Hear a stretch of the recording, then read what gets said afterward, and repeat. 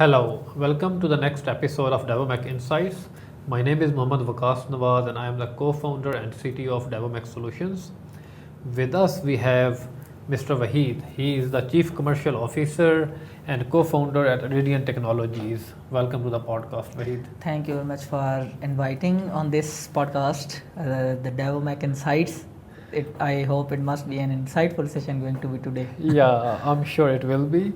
And thank you so much for coming. Thank you. Aridian Technologies has offices in USA, North Carolina, and here in Pakistan in Rawalpindi. So, Mr. Waheed, can you tell us the process or the mindset that you had when starting Aridian Technologies? It's purely friendship-based company. Mm-hmm. Though the business don't have emotions, but luckily it's purely friendship-oriented company. I have mentioned previously in one of my interviews. You'd be surprised to know why we formed the company. Just because the friends, the 5 friends, we were in university together in a class, and one of the friends was a batchmate. 4 of us were a class fellow, and 5th one was from my second year from my college, was a college friend. We didn't want to be in separate organizations, so that we want to see each other every day. The so this brotherly motivation, love. Yeah. this motivation gave us an idea to form a company, so everyone sits close to each other and spends the whole day together. So this is purely out of friendship that we formed this organization, and definitely then the tech comes in, and we had this as we were in the same batch and the same interests were aligned. So we thought, okay, let's do it together. So, 5 best friends, they want to work together. So, since they can't get a position in any company where they 5 would be selected, Exactly. so they make their own company so that they can work together. Exactly. And you are still 5 partners in the company? Alhamdulillah, it's been the 11 years of friendship, and that was started back in 2014. And it's been 11 years we are together, we are friends, we have our family relationships, and apart from that, definitely the company is there and we all 5 are partners and going to be, inshallah. And equal partners? Yeah, equal partners. Okay, that is really interesting. So you get to sit with and work with your best friends all the time. And so, just I'm a bit of distracted from this topic, but let's continue this conversation. How does the decision making happen when you are 5 partners? If you have to make a decision, you all make decisions together, or you have your domains and you have defined those domains that you will make the decisions relevant to a certain domain and the next person will do for his own domain. So how does the decision making happen? Basically, the first thing, especially you cannot keep the professionalism and friendship apart, right? The whole thing goes along. So it is very important that when you are talking something very serious, you need to be professional, and when you are talking shit, you need to be friends. Okay. Right? So initially, obviously, everyone and every organization, there is a vetting period. 5 years period is required for every business in order to get established, do their mistakes, learn from it, and then grow from there. Alhamdulillah, we have completed our 5 years, and now we are on that stage. Last year, every one of us just realized everyone should not be talking about everything. And you realize this after 5 years? After 5 years. We learned this after 5 years. One should be talking about only the things where he is expert in. Let's say where this role came in Chief Commercials Officer, and I took care of the sales because I was good at it. I was the one who initiated freelancing profiles in the start, and I was the one who was starting to getting clients, and then from there we got the idea, okay, let's form a company and we can sit together and work together, right? With this concept, everyone realized from the beginning till the date, I am good at sales, so let me handle the sales. So the other person, my friend Daniel, he is really good at managing the people, managing the workplace. For the years, he have been doing that. So we dedicated him to the MD role, managing director. He is the one who takes care of this whole thing. Now I am not taking care of what he can do better than me, and he is not putting his leg into the matters where I am better than him, right?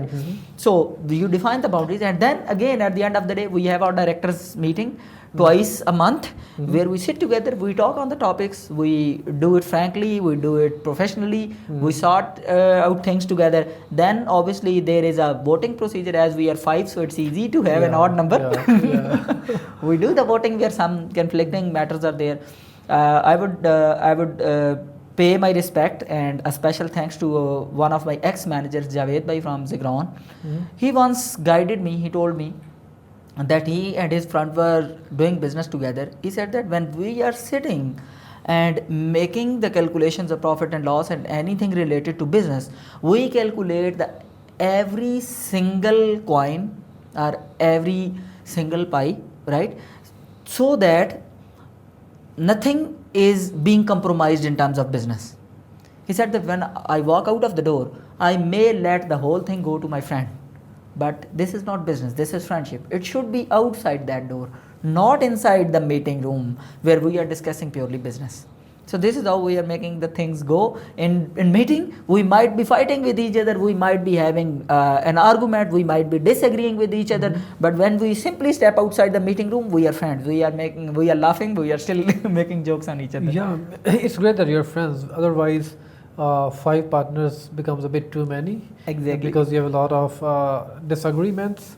But since you are friends, everything is sorted and everything is very crystal clear. Exactly. That makes perfect sense. Now you've answered this a bit, but I want a more detailed answer on this. That why are you the chief commercial officer? What sales strategies do you think have worked for you, and how do you became good at it? I would say very lack of confidence even on my own side. You won't believe I am coming from the background. I am from Jhelum. We see everyone holding newspapers, highlighting the government jobs. Everyone is after that. There is no concept of doing business. There is no concept of taking risk. So even we saw this. Everyone around us was talking about government jobs, talking about secure life, talking about pension. Even you won't believe me. This is a very funny thing I used to share with my friends sometime. That hardly one and a half year before this time, like in 2023, when I had this whole established organization, we had opened our office in USA. Still one day my mother was sitting with me and she said that तुम सरकारी नौकरी क्यों नहीं करते, तुम्हारा आखिर में क्या बनेगा? Right, so I had to fight this mindset a long way. Now talking of how I came into this role, how it was established, I was extrovert. The major role is being played by my teacher. May Allah Ta'ala grant him Jannah. He is no more. Sir Saeed Iqbal Sadiq Saab. He is the one who prepared me for the stage. We were in the school. I was a debater, orator for the straight 7 years. And Alhamdulillah, I have won HEC All Pakistan first position in Urdu declamation. I have won FGIs in the Canton Garrison second position All Pakistan.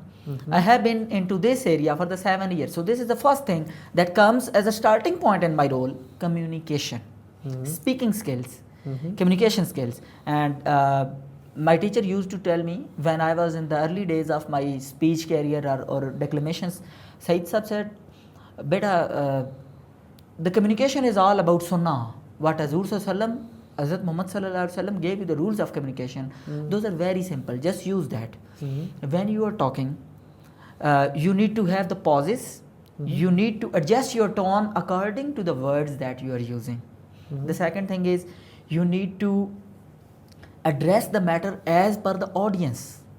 You shouldn't be using the words or the complex vocabulary even the other person is not about to understand it. You need to talk according to your audience. You need to adjust your words or your speech or communication accordingly. And similarly, you need to have the soft accent when you are speaking. You need to speak slow and clear. These are the things, these are simple things. But if you get it from Sunnah and you are implementing it in your day-to-day routine, you get very different results from this. And so how did you implement it for sales? For this, exactly. Now, coming to this point, even you will be surprised when I was in my university, though this answer is getting very prolonged, but this is there's a complete history behind this answer. How from coming from a very backward area, even from the area that I am coming from, it is a very neighboring city to Kyoda, where salt mine of Pakistan is there. I am from Saudi Gujar. It's a neighboring village to Kyoda city. So from that background to coming this role, it wasn't an easy transformation. Even our family sacrificed a lot, Recently, few days ago, I even posted on LinkedIn. My father used to sleep on the footpath under the Chandni Chowk here in Rawalpindi. But all those sacrifices for this day, so that I am sitting here today. Right? My brother has to travel on his cycle every day from Chakri Road to Satellite Town until Islamabad to Isra University. He has to teach. He funded for my education. Everyone played their role. Everyone contributed to this level so that we are here. Now, sorry, off the topic, but getting back to this communication, I was even very bad at English. Though I had a very good communication skills on Urdu, but I was very less confident in English. Here comes a very important role. Sometimes you say, my mother is illiterate. She hardly went for the second grade to the school. But she told me once, when I was struggling in the first year after getting from Government High School Damyal to FG Sir Syed, and then it was English Medium Federal Board, it was very difficult for me. One day I was discussing with my mother. She said, why are you confused? I was a brilliant student. I was all time A plus, right? So she said that, why are you confused at this time? I said, I don't get English. She said, why don't you try this? She said, if I don't understand something, for example, I am reading Quran, I don't understand something. My father used to be a very religious person. He was giving lectures on Islam or something. My mother said that when I don't get something, I used to ask your father to explain it to me in Punjabi. Then I will translate in my language. Then I will understand it better. Then I can speak in Urdu to anyone because he can speak Urdu. She said, if I understand everything in Punjabi, then I can deliver it in English, in Urdu, just because now I understand it in my native language, my mother language. What I tried to use the technique was every time, even coming to sales, when I was in the initial days of my sales, I tried to watch the movies even. Yeah, though there is it's a 18 plus movie, The Wolf of Wall Street. I watched it in Hindi dubbed. So I understand what are the techniques or how the communication happens actually, right? So later on I saw it in English also. Now I understand from the first context, okay, what is happening here, what he is talking about, the Jordan Belfort, right? Then I understand from English. Similarly, I started watching some English movies on the Netflix that helped me with the vocabulary. Because over there you get the communication along with the expressions. This is very important. And one of the key points I left previously from the Sunnah is make the right gestures according to your communication. When you are talking, make appropriate gestures. That is very important, and the people get attentive to your communication. Now, exactly to the last point, touching this whole communication and summarizing it, implementing all these communication rules when you are talking to your clients, listen to them. Sales is 80% listening, 20% talking. That's a very important point, and most people don't get it. Yeah. So if you will start talking, you won't get. There's a very famous quote someone said, when you are talking, you are speaking what you already know. When you are listening, you are going to learn what you already don't know. So you need to understand, you need to listen, and that's how things become very easy. So every sales guy need to be a good listener for sure. First of all, you need to be a good listener. Even it goes to the relationships also. the same way. You need to be a good listener. And usually I have thousands of points to believe as my theory. Relationship and as a partner, a relationship partner and your client are same thing. Treat them the same way, you will get the similar results. You have to treat them as your relationship. So means, yeah, okay. Right. And your sales process started from Upwork, right? We started off from Fiverr. Okay. Back in 2017. Though there were some points, I fundamentally didn't agree with Fiverr. The concept of having timer on the delivery, and if you pass that timer and you are given negative points, your rating is being affected and everything, it seems like a clock ticking on my mind. It never gave me the comfort of doing the business with my own comfort. So I left off the Fiverr in 2018, hardly after 1 year. Though initially I was blocked, my account was blocked, and all of a sudden I built an empire, I built the whole system, and then all of a sudden you permanently blocked me, and there is no way to even appeal on that. Right? So I thought that this is not a good platform for me. Even on my friends' Will, on their insistence, I started it again. I got blocked. So that was the last time I touched Huawei. Afterwards, I said Upwork is fine for me, and this is the best way to do business with the ease of mind, with the very flexible strategies and policies by Upwork. So usually, I think the first job that you get on any freelancing platform, and let's go with Upwork, is really very interesting, and people will remember about it. The first job. So can you tell me more about the first job that you got on Upwork? There's a very interesting fact behind that even. Back in 2018, I was doing job. Though there's a very good thing I forgot previously mentioning about. We didn't straight went into the business right after our education. Everyone else have thought we need to be sitting on employee seats in order to lead a business. If you haven't been to that role, you can never understand how it feels like to be an employee. And if you can't feel like an employee, you can't be a good leader in the organization. Every one of us went to the jobs for one straight year, then put combined resigns on the same day, planned for opening our office after 1 year. So had you started your business while you were doing the job? Yes, exactly. That was a part time. I suffered a lot because of this. I had to work straight 16 to 18 hours because of this. Straight 16 to 18 hours. We have been working. In the daytime, I was doing my job, and as a conflict of interest, I never worked during my office working hours. I had to work after my working hours in the US hours. I had to work all the time with my friends, and we all were working together in order to establish this setup. We were working. And there was a good point on Fiverr. Initially, if you remember, it was free to submit the proposal. There was no price. But on Upwork, it was required to buy the connects and submit the proposal. It was free at my time. You must have started at the time of Elance. It was Odesk, yeah. Odesk and Elance. Yeah. Then they joined forces and they went become Upwork. So my friends told me, why are you using your credit card on this website? These are fake things. No one gives you business, and usually you are just getting frauded on such websites. You pay for this and then you get nothing. Why would you buy connects and there's no guarantee you will get a job? I said, okay, let me take risk. Hardly I am buying the connects for 1,000 or something. Back then it was hardly, the dollar was at 100 rupees or something. I said, let me take the risk. That risk went very successful. I started applying on jobs, and all of a sudden I got a response from one of the clients, and he told me, I have a project from California, and he said that we need to migrate the store procedures from SQL Server old version to the Postgres 9.4. By that time Postgres was on 9.4. I said, okay, I can do it. And honestly speaking, that was the first time I heard about Postgres. Okay. This is how you go. I said, I can do it. When on the call I got with him, though I had a very good understanding of the SQL Server, and then I did some preparation, reading about Postgres before going on the call with the client. He asked me, can you connect me with me on the Skype? Though those were the initial days, I took the risk. I said, okay, let's connect. I got the username. That's a good thing, that the username of Skype cannot be identified as a outside communication directly by the Upwork, especially it is intelligent now. By that time it wasn't that strict by Upwork even. I got on call with him.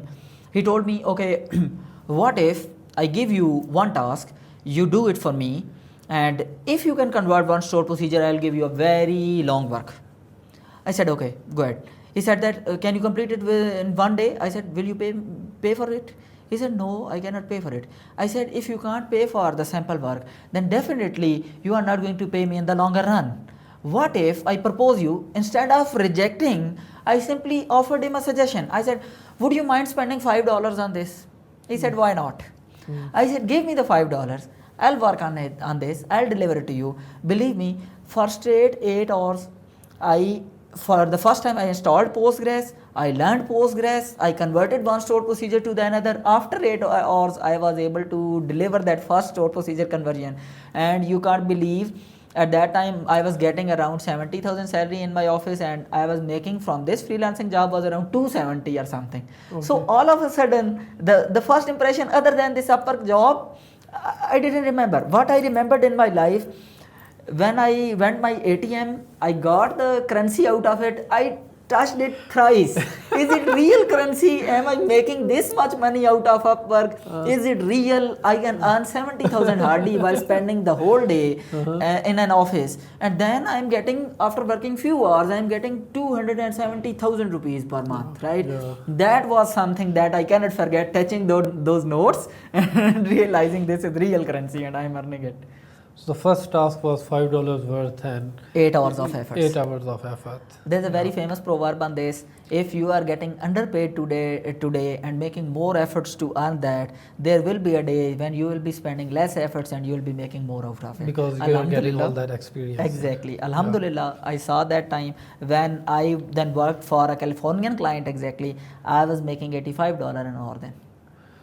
Right? Okay. And I was hardly working some regular work that I usually do. And that happened in 2021, I believe. Okay, so so you have been working on Upwork from 2019? 2018 or something. 2018. So when did you get your first project out of Upwork? We didn't came through Upwork. Within 3 months. Initially, I created account, then I left it. I was a bit comfortable with the Fiverr by that time. But when they blocked me, that gave me a motivation to explore other options. And I went straight to the Upwork. One of my friends, though they started earlier than me, and there was a day I was sitting with my two friends from my school days, Adil and Danish. I was sitting with them. They told me, why don't you try Upwork? If you are good at Fiverr, you must crack Upwork also. I said, okay, let me try it, but it's paid. I had to buy connects. They said, why don't you get? We are already earning from that platform. That gave me the confidence actually. Okay, let's go and take the risk. Yeah, but what was the first project that you got from any other source other than Upwork and Fiverr? Other than Upwork and Fiverr. Yeah. It was even during our university time. We got our first client before that. During our graduation, one of our friends' referral was there and we were working. There was Satar Tikka shop in commercial market. We were building their POS for 8,000 rupees only, and that was one of our dream projects by that time. That at least we are going to make money out of it. Means even university you do free projects, so even if you are getting 8,000 rupees, yes, that's something. that was the point. So we started working. By that time we were working on Oracle 10G. We learned it from one of our senior teachers from University Majid Saab. He was our mentor. He guided us about the databases, about the POS or the applications that can be developed with Oracle. We developed it, and the other product, one of our teachers gave us a reference, and at the same time we got another product from it. We started working on a HMS, hospital management system. There was a hospital at 6 Road, Azima Sheikh Hospital. We developed the software system for them. It worked for one and a half year almost. Then this hospital was closed, so we obsoleted that project. And what was the first project that you got internationally from outside of Pakistan for the first time, outside of Upwork and Fiverr? Outside of Upwork and Fiverr, I can't remember exactly. Though it is with the, it must be with my some of client referrals. Yeah, it was from LinkedIn. Okay. And by that time, I was in. I just started Upwork by that time, and then as I was completing the projects on Microsoft Azure in 2019, if you go back, and by that time, hardly CTOs of Pakistan were engaged on that level where you are dealing billing and stuff on Azure and you are interacting with the cloud on a very well. I was so lucky, I got some projects on the Upwork and I had created my free account as well. I was actually working and having hands-on experience on Microsoft Azure. With this, I started posting on LinkedIn. I have done this on Azure, I have done this on Azure, and I started using hashtag of Azure, ADF and Synapse and stuff. So I got my first client of Dubai from LinkedIn. They straight approached to me. They said, can you do this project for us? I said, why not? And that's how I landed the first project via LinkedIn. Perfect.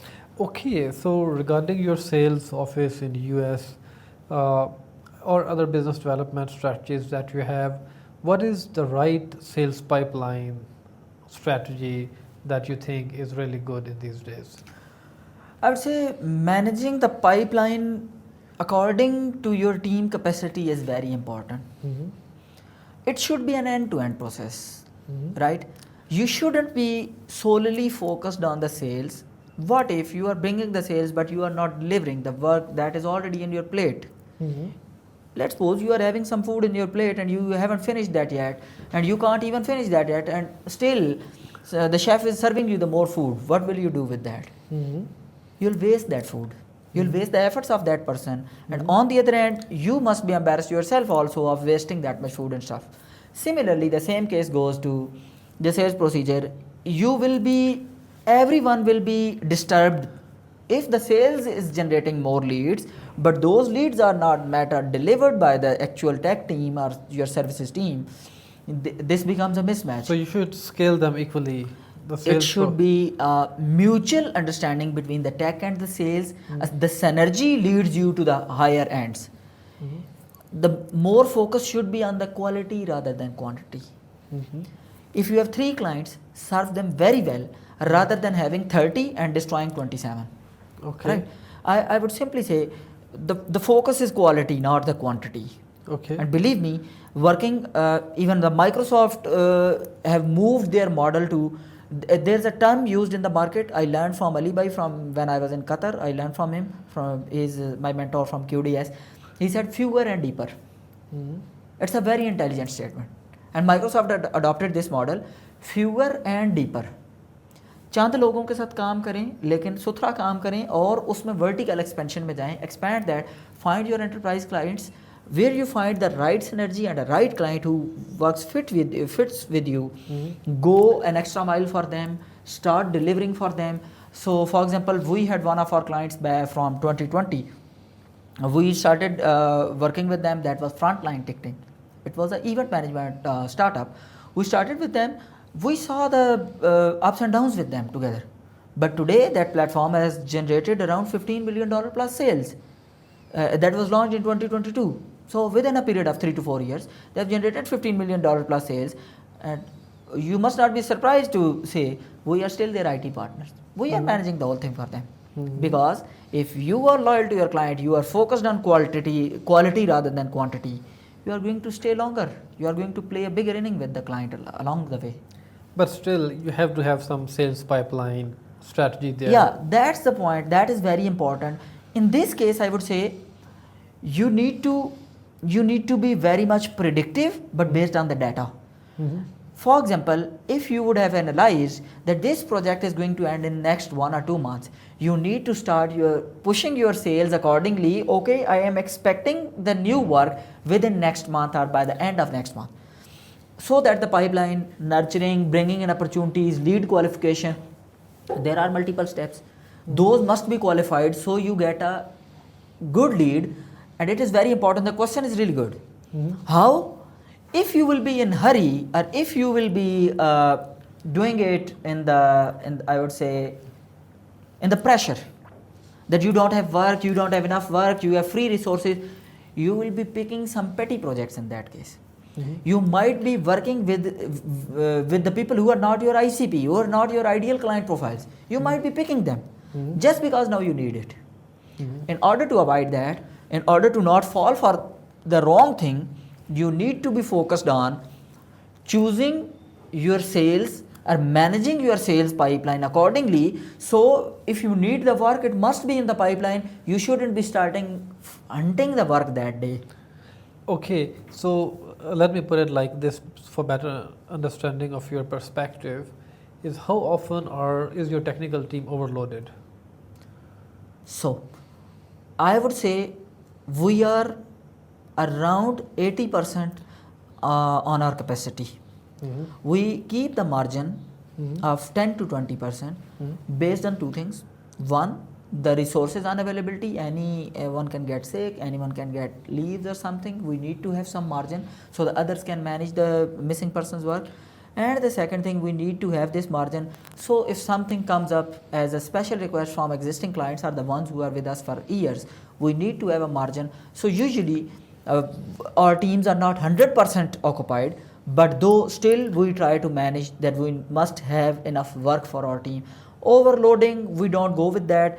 Either we outsource with our partner organizations. If we are overloaded, we go and outsource with partner organizations, or we have some contractors working with us on contractual basis, so we can outsource the work to them. So we don't create mess, we manage it accordingly. All right, Wahid. So, how do you see the business of IT consulting post-COVID?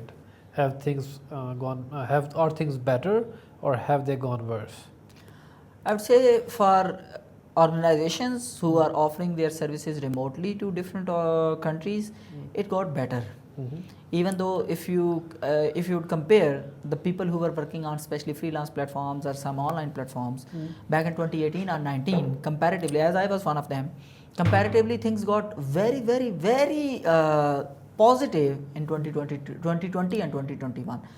Again in 2022 there was a recession. Then 2024 was also in the recession, and now still this recession is going on. And it is now primarily currently it is because of the AI. This bubble is gonna bust and we're gonna see the results how it is going to end. Talking of specifically services business, IT services business and IT products, it flourished. In my opinion, it flourished. The people made hundreds of thousands of dollars out of it. Even if you would go on some freelance profiles that are where the revenue is publicly shared, we would see the people have crossed 500,000 margins who were with me on $20,000, $10,000 or something. This whole thing flourished just because everyone post-COVID, the realization of this fact that teams can be managed remotely. The work can be managed remotely. You don't need to see someone in front of you in order to get your work. That was the biggest game changer in the market. And are you affected by this recession of 2024 and even of the 2025 which is going on? How are you affected by this? It is affecting the services-based companies. Let's say, I would say, with the modern changes, somehow the market disrupts you. Firstly, market saturation. That has erupted us a lot, right? The market saturation means now the education is free. Everyone can learn, sit and learn with the help of AI, with the help of YouTube. There are people who are providing free education. With that, you get the people. I would give you a concrete example of this. In 2020, I was offering my services of Azure Synapse on $85, $65, $70 per hour to my clients for straight 1 year. Would you believe in 2022 what was the rate on Synapse services on Upwork? It was reduced to average rate of 20 to 25 an hour. Why? From 65 or 72, yeah. Why? Indian YouTubers started posting their free video lectures on Synapse, ADF and stuff, and the lot was ready after 3 to 4 months. Or 6 months RD you would say, because after that they were into some projects, and when they got hands-on experience, the market started getting saturated, the rates started to decline. And how is it going now?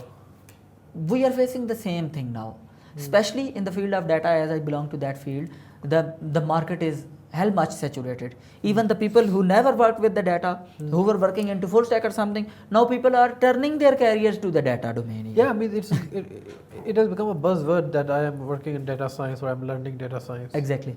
So, but I would say this saturation also caused problem on the client end. When they work with the nerds, the people who came into the field for hardly few months are just learning, after learning from few YouTube videos, and now they are committing something to do in $100, which is not worth of doing less than $1,000. They are making your clients angry. The distrust is there. The disbelief on a specific group of people is there, right? If they get a bad experience from a Bangladeshi or Pakistani or a Filipino or Indian guy, they are never going to hire the people from same nationality again, having a perspective of these people are not having the knowledge, because it is being said that no one is going to try the whole bucket. They can simply take one piece and they will taste it, and then they will tag the bucket accordingly. Okay, it tastes like this. Right? Yeah, and that is why I say to my clients that we don't compete on price. Exactly. If you are looking for the cheapest one, we are not your guy. Exactly. If you want a good quality work, then you can work with us. Exactly. And even I would say, if you go in the market, you find a good shirt, right? But if you don't understand the price, it doesn't go as per the standard what you are usually buying. It will make you curious. It is going to be not what you are looking for, right? Sometimes even if you quote very low to the client who understands the potential of work, they won't even reply to you. Yes. So cheap selling is not a solution in the sales. I usually used to say, evaluate your value and evaluate the value of that specific work. You must make a synergy, an equation to balance this thing. Neither go, sir, I can do this free for you. No, why you are going to do free it for someone? I initially gave you an example. I said to my client, I'm not going to do it for free, right? Because doing it for free is even banned by Upwork. You shouldn't do anything from free. That's Yeah, their policy. and that's also, the client becomes casual. If you're doing something for free, then he will keep asking for more things to do for free. On the other hand, it makes you look incredible. Yeah. Your credibility is gone now because you are begging for work. Never beg for the work. Prove yourself. Show your credibility. On the other hand, there are ways of doing it, alternate ways of doing it. For example, if you still want to do something free in order to impress your client, let them know, I will do this MVP for you. Okay, minimal viable product. I can do a working demo for you. These are the terms that you should do in order to attract your client. That should be only for the client that you see that this project or this client has a huge potential and you can get benefit from it later on. If that is your ICP, ideal client profile, if you have already verified it over the platform, not just go to the LinkedIn, find their company details, find some of their previous works and see the client history. If that is something interesting, very fantastic, why not? Okay, so on Upwork, when you take on a project, you have a very impressive profile on Upwork. How do you convince the clients that actually it is not you who will be working on the project, rather your team would be working on it? A very interesting question. Very, very interesting question. Everyone has their own tactics and techniques to handle this situation. For me, I do it with a mindset of not annoying my client and not asking this thing in the first place. I would start the communication with my client. I would agree on everything, scope of work, everything, until unless it's not a remote job, if it's a project or something. I'd simply discuss everything. As I am the technical person myself, usually our pre-sale is involved into our client meetings. So technical people are there to address the issue. So in the data, I myself, I would address everything. I would discuss the solution, approach and everything. When I'll start working on the project or the onboarding is there, at that very moment, when my client is vulnerable to me, about to hire you. He is agreed to my terms, he is about to hire me, I would say, would you mind if I would add one associate with me who will be taking care of some petty work with me? He says, no, I don't have any problem with that. Why not? I would add my associate who is going to actually work on this project, right? And on the later time, in the first meeting, I'll sit myself and then I'll engage my resource. He will do the questioning. He will do most communication with the client during that call. And I'll be sitting and just reiterating or affirming my resource.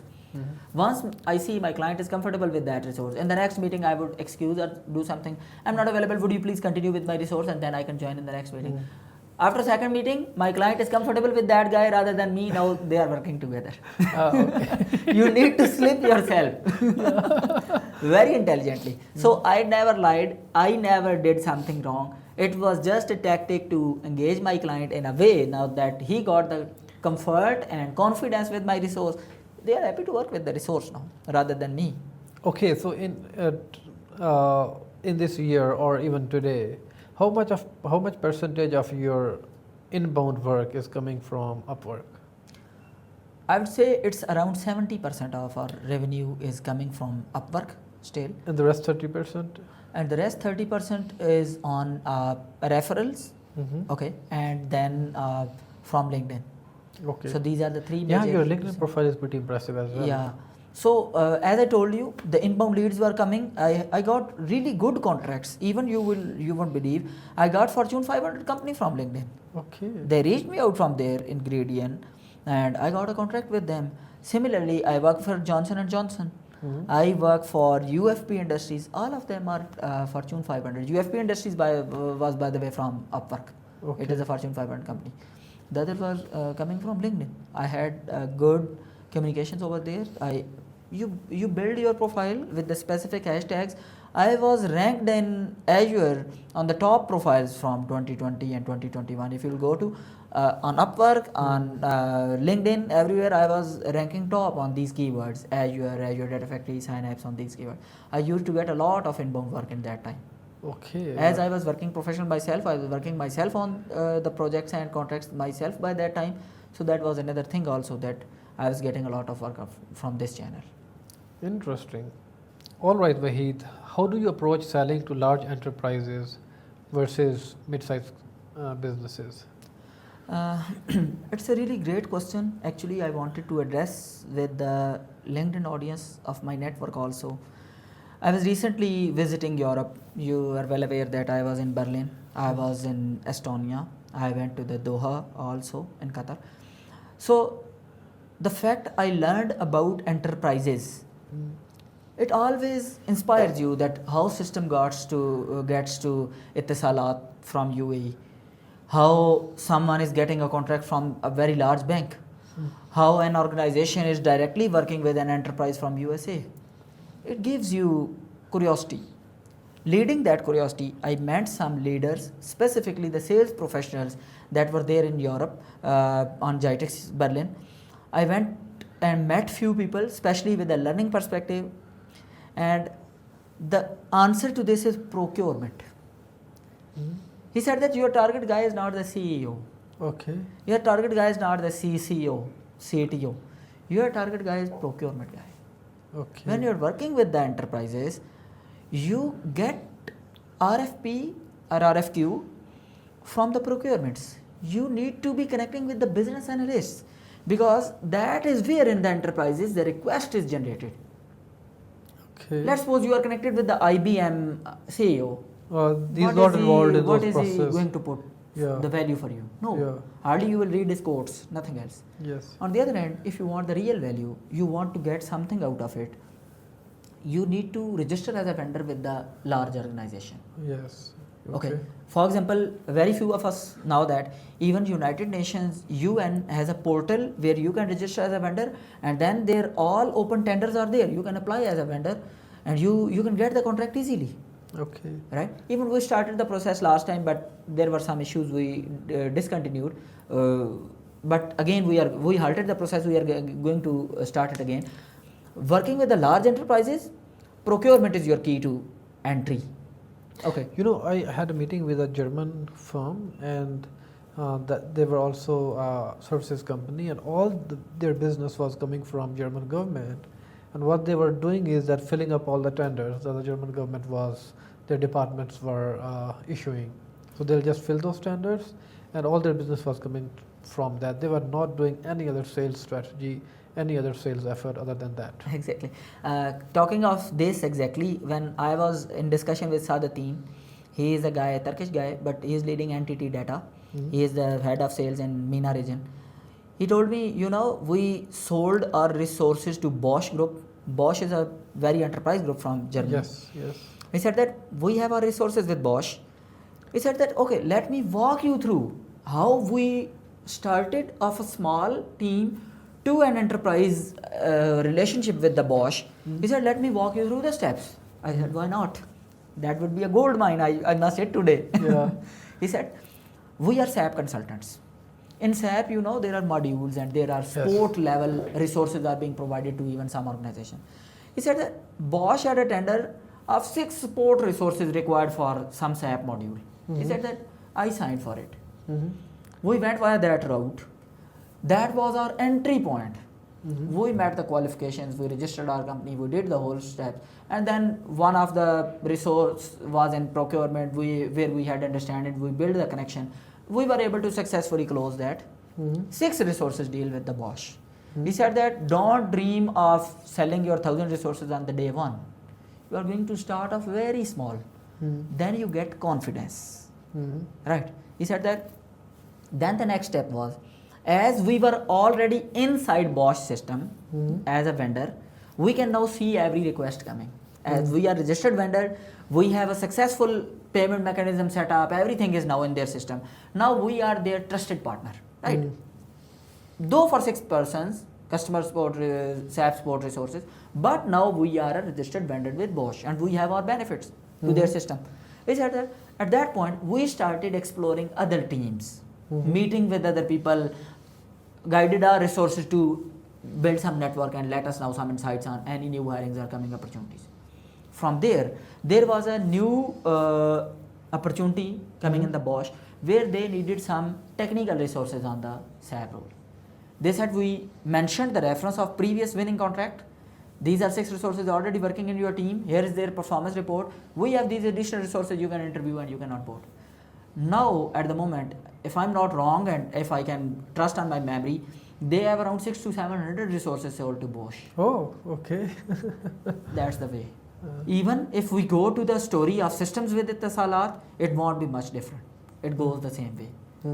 So usually the organizations make their way on a very small scale to the large enterprises. So the procurement process. Exactly. The procurement, the tenders, usually we guys get afraid of FT documentations. Yeah. We get bored with it. Yes. But there was a very famous, there was a very good quotation someone quoted me back in 2018 and 19.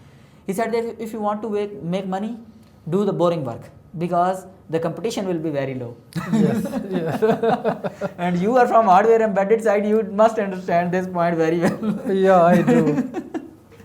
That if there is some boring thing or people see it, there must be some efforts required, they would say, okay, let's not do it. And means especially that work where you don't see an immediate benefit to it. Exactly. Or immediate A return is not return. there. Yeah. When the return is not guaranteed, the work really gets boring then. Exactly. And then you get very less competition. Yes. This is the beauty of this point. And sometimes you do work with, if the organization is bigger, you work for them on a contract which might not be financially very beneficial for you, but you are just doing it to be registered as vendor. That also makes sense. Exactly, exactly. And as I was previously mentioning, he also told me, you need to start with them, and with the passage of time, automatically you get credibility with the organization. Yeah. And then if they need for the next tender, they need this kind of certification. For example, you are well aware that in Europe you need ISO 27001. It is must required. Yes. If you would have already started, it won't be a problem for you to get that certification for the next tender. And if you are eligible, you must be on the top list. Yes. You must be already in the pre-selected list of the company because you are already a registered vendor and giving them successful services. Find your entry point, scale accordingly. But don't be greedy in this. Don't be pushing, don't start pushing the things. Wait for the right moment, wait for the right opportunity, then go for it and you will hit the Yeah. Do opportunity. everything smoothly. Exactly. One sales myth that you would like to bust. That usually people are very much wrong about that the sales people are born with this skill. No, I wasn't born with this skill, I would say. My mentors trained me on this. My teacher trained me on communication skills. My mentor trained me on selling, good selling. My mentors trained me on good client relationships. I wasn't born a seller, right? Usually people are afraid of, we can't sell, I am not that person, it will be very difficult how to face people. No, you can start at any time, you can learn at any time, you can make a success. KFC is the biggest example, though we are on the boycott, but KFC as a business case study, it is the biggest example. That person started at 65, right? And then he built it. I believe it's a unicorn now. But there is just one thing about introvert and extrovert as well. I mean, the person is born introvert and a person is born extrovert. Means they can change from a person, an introvert person can become extrovert, but that requires a lot of practice. Yes, exactly. My recent, one of my finest resources in business development, that guy tagged himself even introvert. But right now, he is into that transition. He is learning, he is practicing, and on daily basis, we are making it together. We are working on this thing. That extrovert is not exactly the right word that is required. It shouldn't be the criteria. You need to be extrovert, but this is right that you shouldn't be introvert. Yeah. If you are in the sales, you should not be introvert. You can be anything but not introvert, right? If you are shy of talking to people, if you are shy of opening up, if you are shy of making new relationship, you cannot be in sales. What is sales? Sales is psychology, right? Understanding people, that can be done at any point. Do you think the psychologists are born? No, they learn, yeah. They learn. So this can be learned.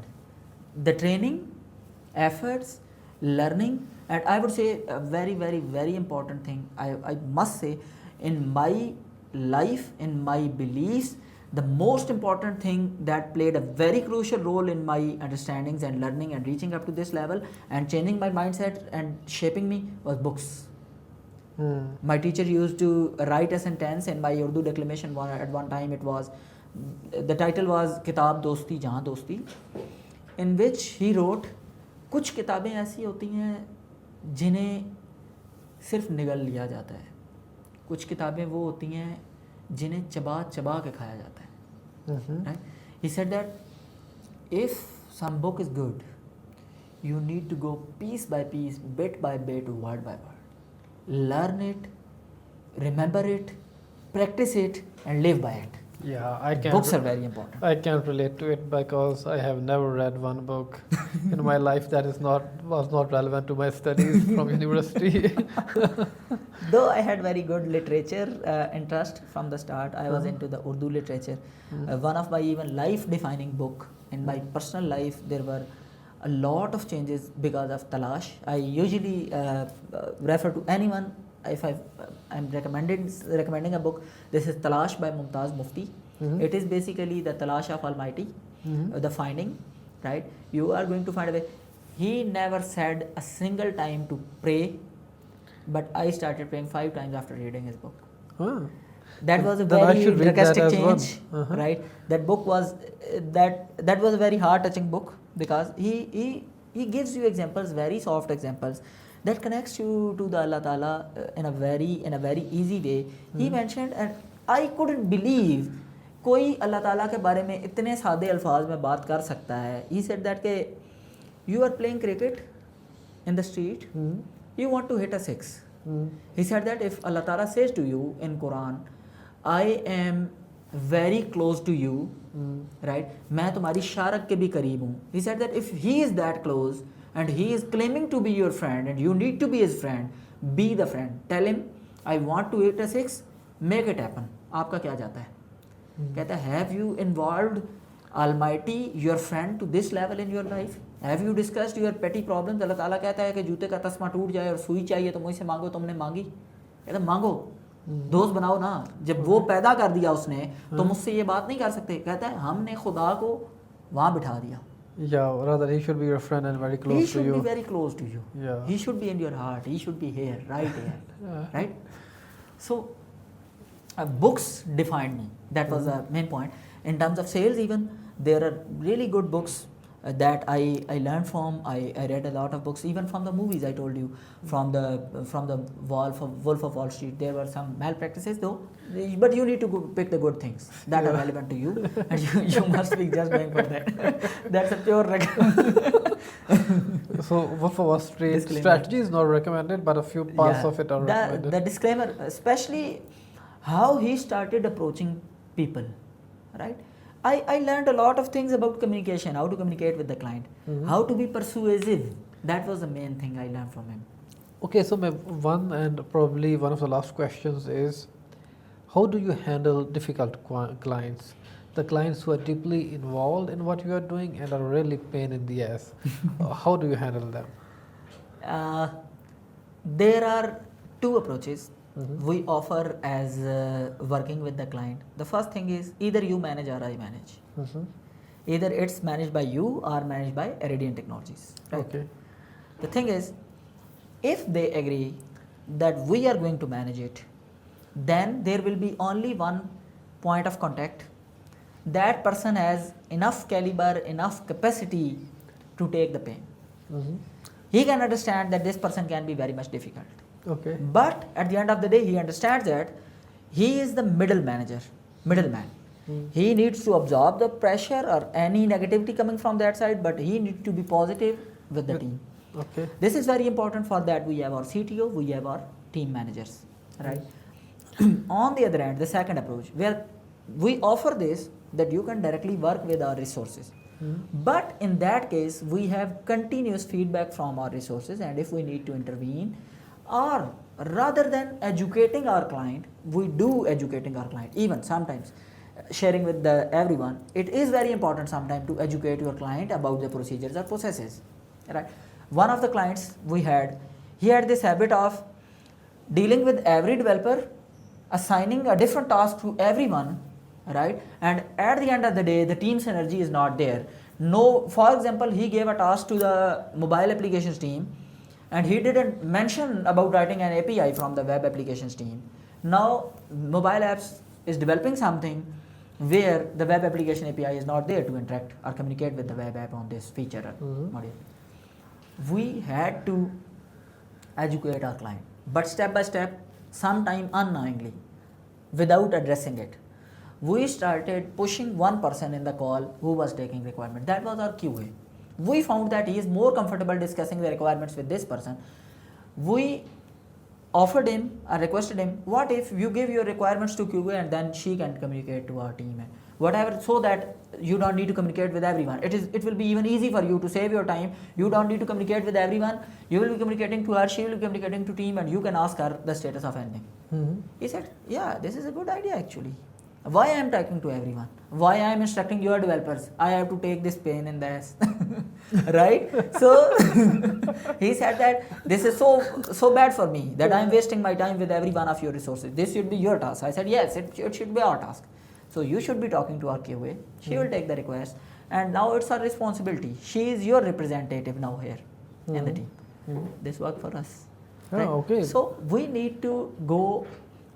Again, as we were discussing backstage when sitting in your office, you shouldn't be saying no. You should learn how to say no without saying no. Yeah. Right? It is very important aspect. You cannot deny.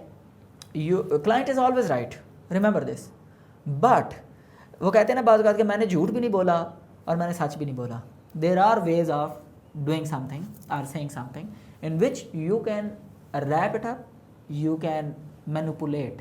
Sometimes you need to manipulate your clients In a positive way. in a positive way so that you can save your own side. Yeah. So Vahid, this is my last question, and then we'll end this podcast.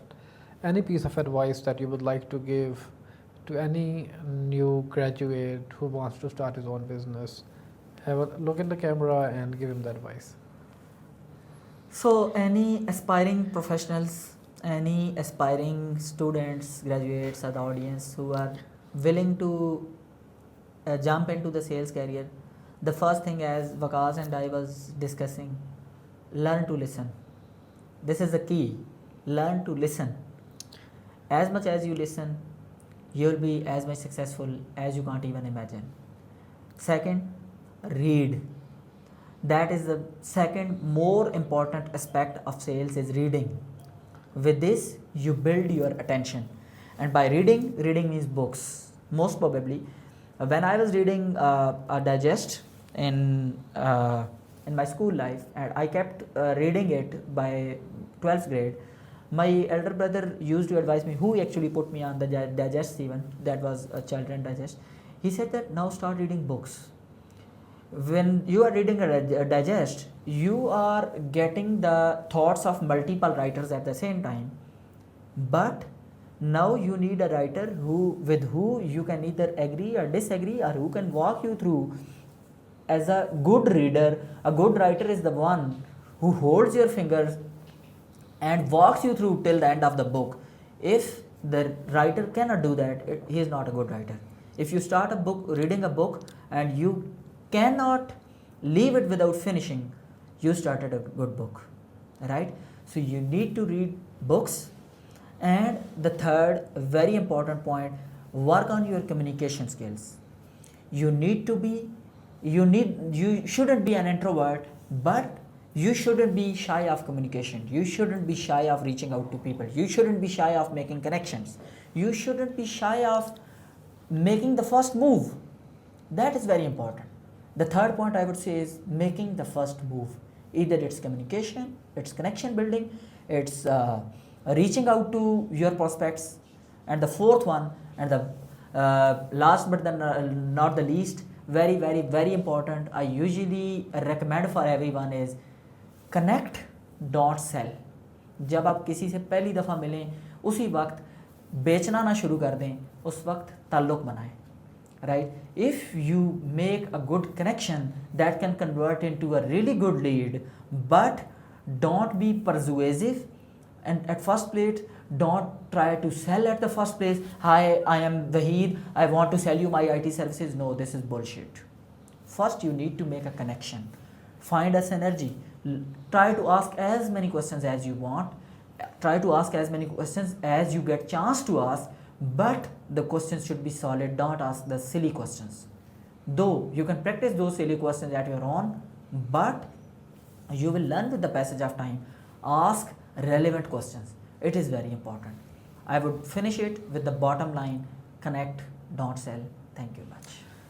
Thank you very much, Wahid, for this podcast. It was really interesting and I really enjoyed the conversation. Thank you very much. Likewise, it was a really insightful, as per the name of your podcast. It was an insightful discussion. Even I learned a lot from you, especially talking of that German example. It was a really good point, and from there I connected the point even. So I learned a lot and I enjoyed this conversation, a very smooth and a very brief discussion on the topic that I love the most.